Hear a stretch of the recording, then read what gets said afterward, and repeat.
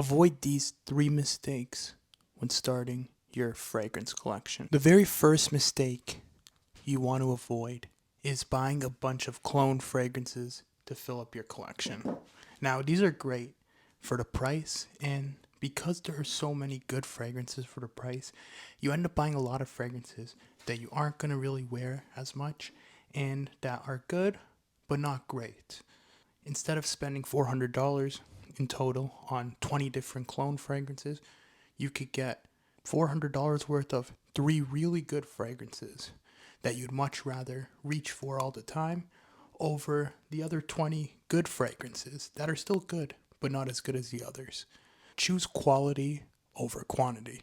The second mistake you want to avoid is blind buying fragrances. It may be tempting to blind buy a fragrance, especially if you can't smell it in store. You have no idea what it smells like, but you hear many good reviews about it online, through YouTube, through TikTok, through Reddit, whatever it may be. But of course, blind buying any fragrance carries a risk, and this applies specifically to the more expensive niche fragrances, more specifically the gourmand, sweeter fragrances, as those are typically less mass appealing.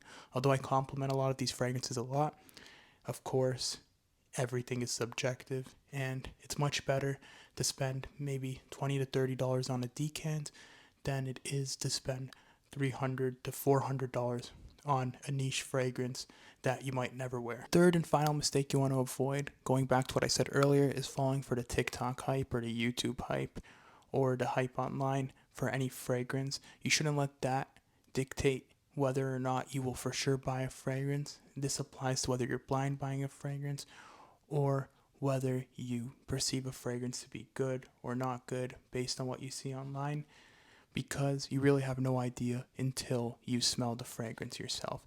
It's always good to watch these videos for insight, but they should not be the deciding factor on whether or not you buy a fragrance, especially if you're buying an expensive fragrance. Keep in mind, a lot of times these YouTubers, these TikTokers, or whoever may be promoting a fragrance obviously have a monetary incentive to do so. This is something to consider. Doesn't mean that they are lying about a fragrance, but they could be saying that the fragrance is much better than it is. Just to be safe, it is always best to buy a fragrance based on solely what you think of the fragrance, smell the fragrance, order a decant, and don't let TikTok or YouTube, that includes my videos, dictate whether or not you buy a fragrance.